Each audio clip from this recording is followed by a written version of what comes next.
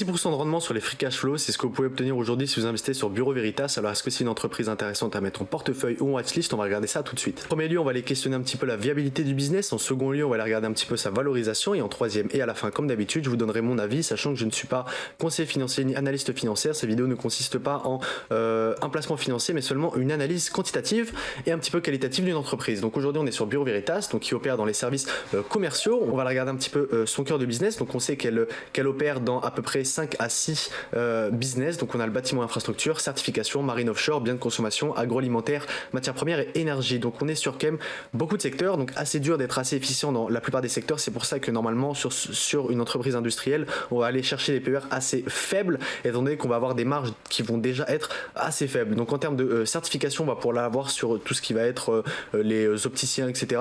Bâtiment infrastructure, on va peut-être faire de la construction. Marine offshore, on sait qu'on va aller faire peut-être de l'éolien offshore. On va être sur des business avec quand même assez peu de marge et assez peu de valeur ajoutée, en tout cas pour le moment. On a des catalyseurs assez intéressants. On a un objectif de 2025 qui est de capturer un maximum de valeur pour les activités existantes et adjacentes au leadership. Donc on va être assez peu donc dans la nouvelle croissance endogène, mais beaucoup plus sur de la croissance interne et de la croissance de son propre de la croissance organique. Donc on va aller regarder un petit peu la capitalisation de l'entreprise. Donc on est à peu près sur 10 milliards, on est sur un ratio prix-gain à 21 et un EPS basique à peu près à 1.5 en 2022. Donc on est sur une boîte assez vieille, fondée en 1828 avec 82 000 employés. Donc on va aller regarder un petit peu son compte de résultat sur les 6 dernières années. On a un revenu total qui a augmenté, on a des dépenses d'exploitation qui elles par contre ont diminué, ce qui est assez intéressant. On va aller questionner maintenant les revenus nets avec les free cash flow. On voit que les free cash flow sont souvent plus importants que les revenus nets.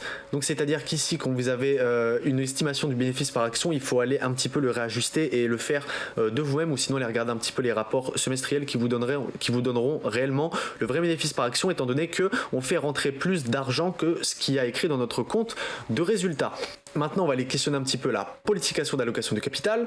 Donc, qu'est-ce qu'on fait exactement avec notre argent? Donc, on voit qu'on va aller souvent acheter des petits business. On va aller faire de la dépense d'immobilisation qui a l'air d'être un petit peu plus importante en ce moment, même si vous voyez que par rapport aux dernières années, ce n'était pas le cas. Donc, on va aller regarder un petit peu, hop là, on va aller regarder un petit peu la dépréciation cumulée en prenant, hop là, les dépenses d'investissement et hop là, la dépréciation et les amortissements. On voit qu'ils sont beaucoup plus importants que les dépenses d'investissement. C'est pour ça qu'on a des frais vente de gestion qui, vous voyez ici dans les dépenses d'exploitation, sont beaucoup moins importantes. La question qui vous se posez maintenant, c'est est-ce que l'entreprise arrive à devenir beaucoup plus efficiente en arrivant à avoir toujours un chiffre d'affaires croissant avec des dépenses d'exploitation qui diminuent? Ça, c'est quelque chose à aller regarder évidemment dans vos rapports annuels. En termes de bilan, on va aller regarder ça un petit peu aussi. On voit qu'on a une dette nette qui bouge sans trop bouger, donc c'est à peu près équivalent.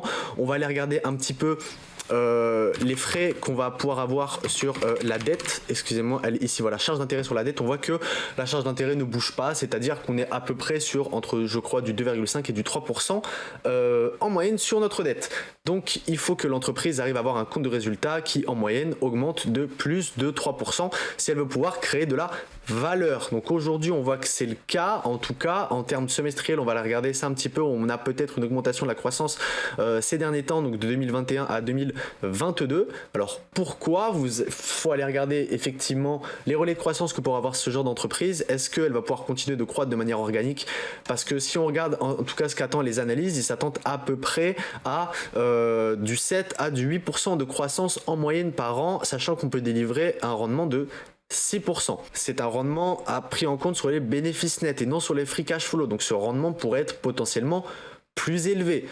Sachant qu'on a reporté 1,18 en 2022 en ayant fait un revenu total qui s'élevait à 466 000, sachant qu'on avait un free cash flow avec 100 millions de plus. Donc maintenant, ces 100 millions là, il faut aller les regarder en plus avec les totales d'actions ordinaires et on voit que ces actions effectivement augmentent. Alors qu'est-ce qu'on en fait? Est-ce qu'on va aller émettre des actions pour aller payer un dividende ou pour aller payer que sais-je? On va aller regarder ça ici. On voit qu'on a souvent des émissions de retrait d'actions. On voit qu'en ce moment on rembourse notre dette petit à petit, même si on continue d'aller en creuser potentiellement pour continuer à faire des acquisitions. On a un total de dividendes qui n'est pas extrêmement élevé. On voit qu'on en verse un, pourrait être quand même assez important. Donc là on a vu que le dividende ici pouvait à peu près ressembler à un payout ratio de 70 à 75% des bénéfices nets, non des free cash flow. Donc il faut aller faire extrêmement attention à ce payout ratio.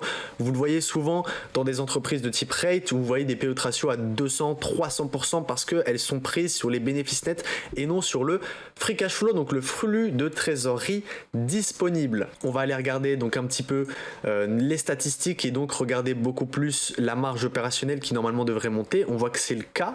On a une marge opérationnelle qui stagne ou qui augmente. On a des marges nettes qui stagnent ou qui augmentent. Et par contre, on a une marge brute qui stagne et voire qui baisse. Alors, qu'est-ce qui se passe? Est-ce que son cœur de business est en train de changer? Est-ce qu'elle se développe dans d'autres types de business qui pourraient avoir des marges brutes plus basses? À vous d'aller faire vos propres recherches, c'est important.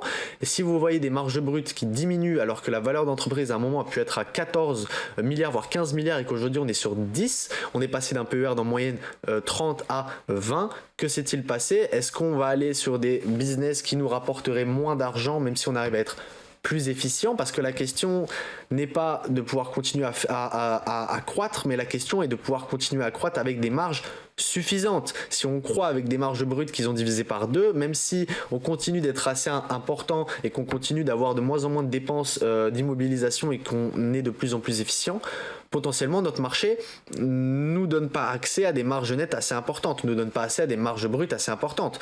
Vous voyez la différence entre des marges brutes que pourraient posséder Crocs et les marges brutes que possédait Bureau Veritas, étant donné qu'on est seulement sur un seul type d'actif.